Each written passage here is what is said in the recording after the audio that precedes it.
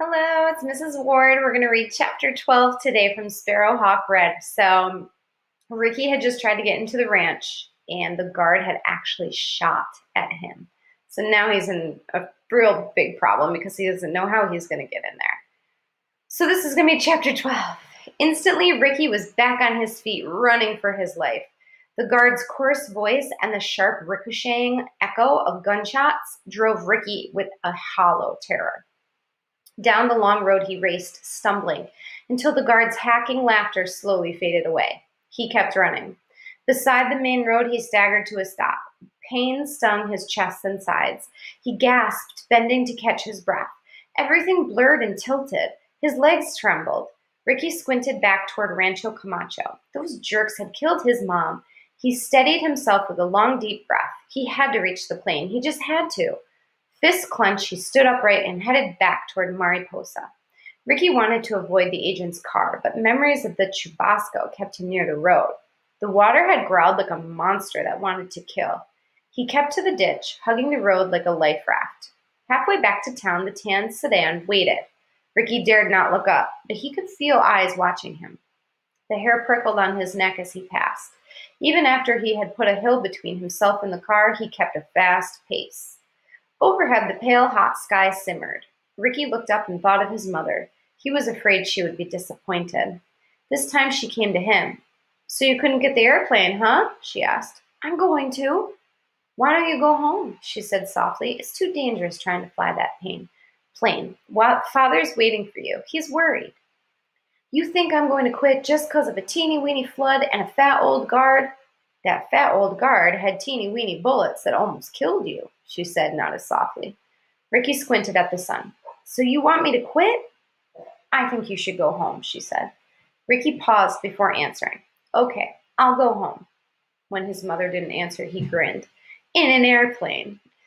Ricky topped the last hill into town and spotted Soledad waiting. Sight of the grubby little girl troubled him. Why had she helped him so much? Who was she? This afternoon, leaving for Rancho Camacho, he'd felt as if he'd abandoned a stray puppy. What was he to do? He couldn't take her along. Soledad stood and walked out to meet him. "They didn't let you in, did they?" she said, sounding relieved. Ricky decided not to mention the agent. He shook his head. "I almost drowned." "See, the Chubasco hit here, too." She pointed to where sand had washed across a dip in the road.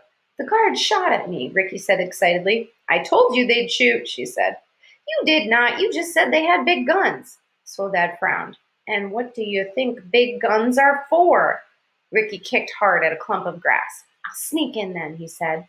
Soledad wrinkled her forehead. "Tell me, what's so important about Rancho Camacho?" "It's my secret. Don't you have any secrets?" "See, I've got lots of secrets. You want to hear them?" Ricky threw his arms up. "You're loca, Soledad." She giggled. "See, very loca, very loca." As they walked back toward town, Ricky made plans. If he sneaked into the ranch before sunup, the guards would be tired, maybe asleep. The moon should help him avoid all the prickly pear cactus and thorny mesquite. If not, he'd look like a pincushion before he ever got to the airplane. The timing needed to be perfect. But what if it wasn't? What if the moon was too bright or not bright enough? What if somebody caught him? He kicked at the ground in disgust. A person could choke to death on what-ifs. Ricky paused on the road. "Soledad," he said forcefully, "why are you following me?" She shook her head, acting surprised. "You're the one following me," she exclaimed, pointing. "I was walking here, and you were walking there, no?" Ricky pinched his eyes shut with frustration. "I didn't mean right now. I meant this morning and yesterday. You followed me everywhere." Soledad flashed a "who, me?" look of innocence, then lowered her head and shrugged.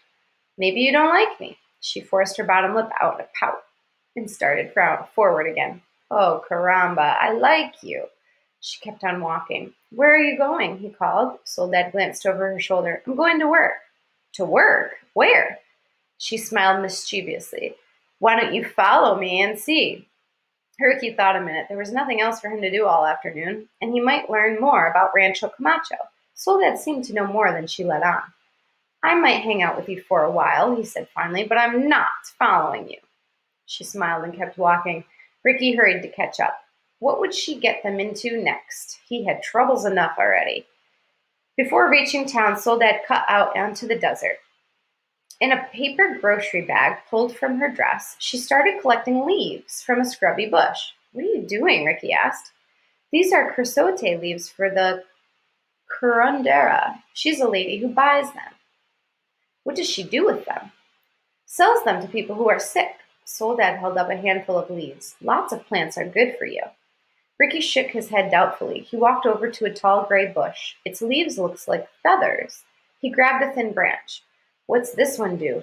No, not that one. That's the yerba de flecha. The arrowweed? See, it makes food leave your body faster than you can eat it. It makes you throw up? Soledad pointed. It comes out your tail. Oh. Ricky let go of the branch and backed away quickly.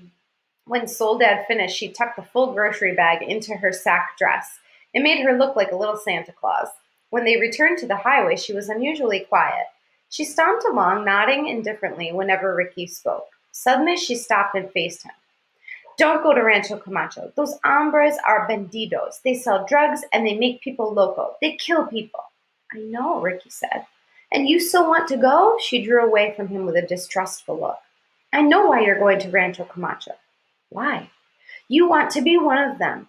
No, Ricky blurted. That's not why. Seeing her doubtful look, he added, I promise, really. Soledad did not change her expression. Follow me, she demanded angrily. Why? Soledad started walking. I'm not following you, Ricky shouted. Because you're scared, she yelled, continuing. Ricky bit his lip. Under his breath, he muttered, I'm not scared of you, you ratera. She kept walking. Ricky took off running after her. He caught up, without speaking, followed her into town. A smoldering sun baked the air. Wiping sweat from her forehead, Soledad charged up and down the city blocks, searching. Several times she stopped to gather food from garbage cans. Where are we going? Ricky asked impatiently. Soledad did not answer until she spotted a boy, no older than herself. Except for dirty underpants, the ratero huddled naked beside the sewer drain. He did not look up. His lips moved mechanically, muttering gibberish. Despite the hot sun, the boy bent forward, squeezing his arms between his knees, shivering. Soledad approached without speaking. She reached down the front of her dress and pulled out the food she'd collected, an old apple, some broken taco shells, and a dried head of lettuce. Gently she laid them on the sidewalk beside the boy, then spoke bitterly. This is my cousin, Santos. He's my best friend. The quivering youngster stared vacantly into space. Your best friend? What's wrong with him? Ricky asked. Why is he shaking? We used to play lots of games. Last year, Santos worked for Rancho Camacho, and they gave him drugs. Her voice flared like a match. Now look, he'll never be again warm. Ricky could not avoid staring at the distant, blank look on the youngster's smudged face, the same stare he'd seen on some other rateros. Soledad's voice sounded absolute. No, don't go to Rancho Camacho again. She bent over and gave Santos a gentle kiss on the cheek before leaving. Ricky did not answer. Nothing would stop him from stealing the plane, especially not some grubby ratera, and yet the sight of Santos haunted him. Soledad ignored Ricky, forcing a thick silence between them as they walked. Next, Soledad stopped by a small shop and dropped off her leaves. She came out, proudly holding up a 1,000-peso bill. Pretty good, huh? How do you make money? Ricky didn't answer. Cripes, all she'd gotten for her work was about 30 cents. Soledad headed for the business district of town, shoulders lowered, head butted forward. At phone booths, she paused, checking for change that might have been left behind. It appeared she had a regular route. She approached each tourist with her hand out, sad-faced like a forlorn puppy. If anyone carried a pop bottle, she galloped up and trailed him until he took the last swallow. Then she jumped into his path, offering to dispose of the container. If he surrendered it, she stuffed it into the neck of her dress. Soon 6 bottles clinked about as she walked. At the market, she stopped to collect the deposit. No trash can escaped her, nor did a fruit stand. She ran up to the woman in charge and said something. Ricky could not hear. The lady smiled and handed her an apple. Soledad stopped to pick up a chunk of glass on the street and used it to crack the apple down the middle. Walking over to Ricky, she handed him half. I told the lady it was my birthday. Thanks, Ricky said, hungrily taking a bite. Is it your birthday? This year, I'm really lucky. I think I have 2 birthdays. Ricky shook his head but smiled. Soledad lifted her dress and pulled the money she'd earned from her dirty gray underpants. Ricky turned his head away. How much have you earned? She asked sarcastically. I'm not hungry. Soledad headed down the street but called back, That's because I feed you. For the next hour, Ricky watched her as she worked. It seemed like such a waste of time. All this work for a few pesos and some garbage food? Suddenly, Soledad halted her scavenging and faced him with an accusing look. Maybe if you'd help, we'd find more, she said bluntly. She turned and scurried down an alley to check the trash behind a store. Ricky resented her words. He wasn't a homeless street rat, a ratero. He was a pilot, down here to steer an airplane with a special radar. By tomorrow, he'd be sleeping in a bed and eating from a refrigerator again. Soledad would drop her teeth if she only imagined. He turned and watched 3 little boys play marbles on the sidewalk. They were naked except for torn and dingy shorts. Soledad returned. The top of her baggy dress ballooned full like an overstuffed cushion. If the twine around her waist ever broke, they'd have to call a garbage truck. Her skinny legs looked too small to support the load. Wait here, she said, waddling off down the street. 15 minutes later, she returned, her dress empty. Again, she began to beg and scrounge. Several times she shot him accusing glances. This irked Ricky, but he pretended to help search. After an hour, he had yet to find anything edible. Soon it would be dark, and they could stop this foolishness. You'd die without me, Soledad said, coming up and handing him an overripe mango. Ricky thought to turn it down, but his hunger made him think better. He took the fruit, peeled it, and gnawed pulp from the hairy seed. Under his breath, he mumbled, Thanks. I know how you can help, she called, already rushing down the alley. She returned carrying 2 large plastic ice cream buckets. Let's wash cars. Not waiting for his okay, she scooped up murky water from the gutter. What are you doing? Ricky asked. Watch. She stood, shoulders squared, waiting. One of the buckets leaked, and Ricky chuckled. If Soledad didn't find a customer soon, she'd have an empty bucket. Luckily, a tourist car pulled along the curb. She ran up to the driver, sloshing water on herself and the sidewalk. Ricky couldn't hear what she said, but soon she turned and motioned for him. He'll pay us 500 pesos to wash the car, she said. Ricky balked. 500 pesos was less than a quarter. Already Soledad had started splashing dirty water over the hood, fenders. She rubbed with her bare hands. I need more water, she whispered. Don't let him see where you get it. Obediently, Ricky ran down the street out of sight of the amused American. He dipped up more murky water from the gutter and returned to Soledad. The water smelled of sewer. Ugh. She dumped the buckets over the car, then expectantly handed them back to Ricky. While he continued to carry water, Soledad kept rubbing. She jumped to reach parts on the roof. Once Ricky returned to find her laying across the hood, reaching for the center. Finally, she slapped a full bucket over the front and another over the back. Smiling proudly, she turned and asked for payment. The young man laughed as he gave her coins.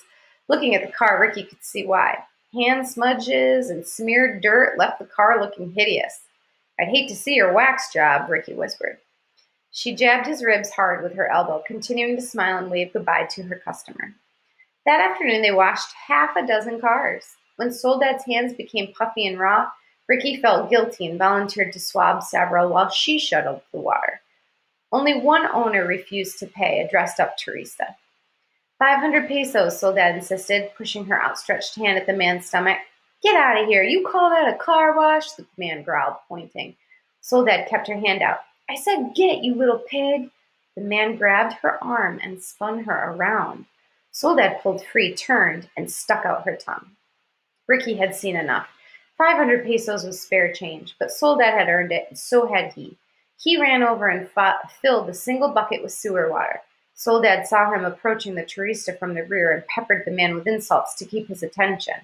Broadside, Ricky doused the man. The Teresa froze as if he'd been shocked. Soledad bounded off, clapping her hands. By the time the man caught his breath and thought to mutter obscenities, Ricky was beside Soledad half a block away.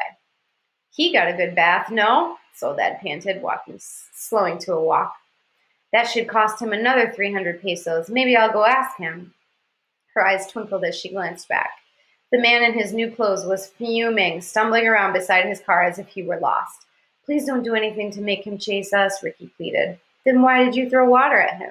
He called you a pig. Ah, you don't think I'm a pig? She gave him a smile that made him nervous. He shouldn't have called you one. She grinned. I think you like me. Ricky scuffed at the sidewalk with his sandal. You're not a pig. All right, that is the end of our chapter 12.